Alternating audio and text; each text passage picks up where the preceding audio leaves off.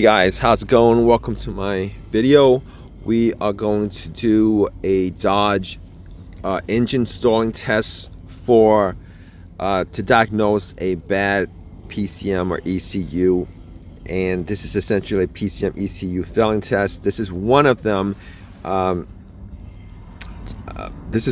So here's the thing. All right, there are many things that could be causing an ECM PCM ECU PCM issue. There are many things. All right, but if you guys have this issue with your Dodge, there's a good chance that your module has significant issues where you might have to change it out. Okay, so what you're gonna do is you're gonna start your truck for a good 20 minutes. All right, but after 20 minutes it's probably gonna die out. Once it dies out, before it dies out, or when it gets close to dying out, within that 20 minute mark, you're gonna look at the little digital readout. All right, that little digital readout, it's gonna die out and it's gonna say no bus, no bus, and it's gonna die out afterwards. It's probably not gonna crank up. It's not gonna start up, and chances are your PCM ECU will be very, very hot to the touch. Let me tell you why it says no bus. All right, it's gonna say no bus because there will be no communication. There's no communication between the module and the car itself. There's no communication. All right, if you plug in an OBD2 scanner and scan it at that point, it's gonna the scanner is not gonna be able to read the PCM. All right, it's gonna scan halfway through, and it's just gonna hang. It's just gonna say it's processing, and it's not gonna scan all the way through. All right, at that point, you know that there's an absolute disconnect between the PCM and the car itself. All right, at that point, you will know that it's not a sensor that's causing the issue.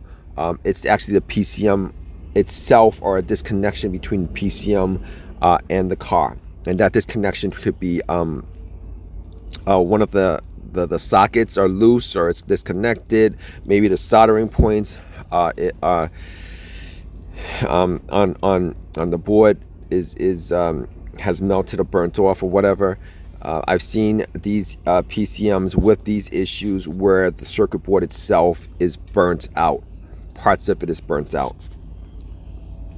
All right, but like, let me just give you an instance of whether it's your PCM that's the issue where you need to change it out, or it's a sensor.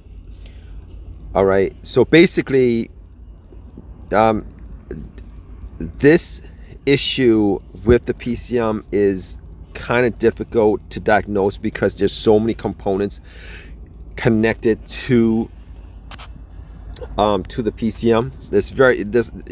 The car itself is connected to the PCM. The other modules, the transmission control module, is connected to the PCM.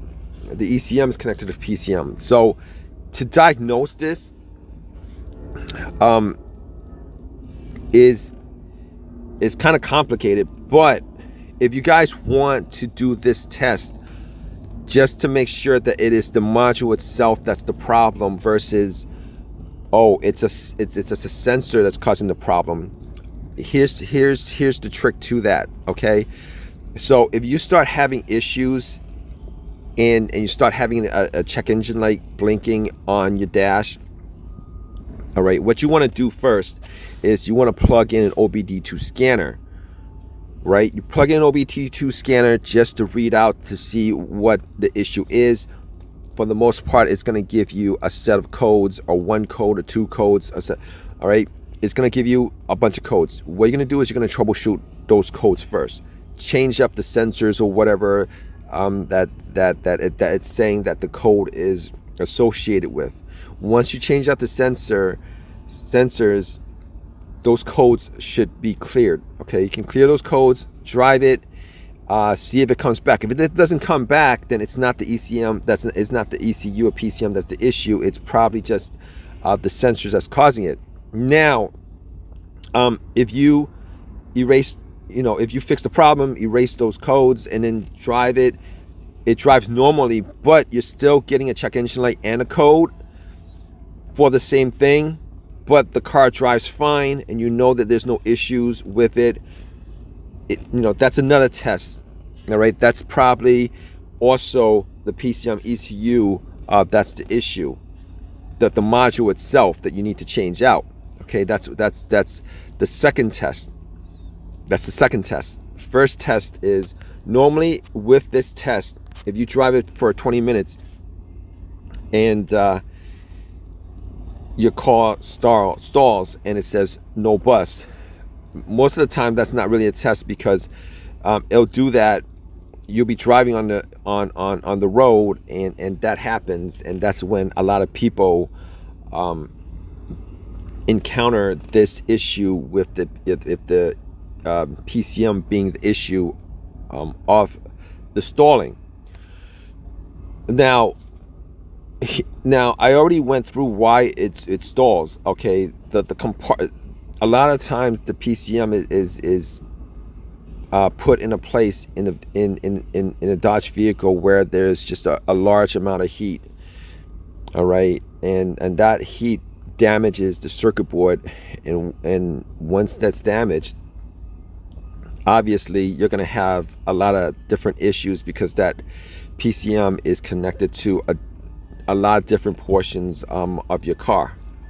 But that's pretty much the gist of this video, guys. It's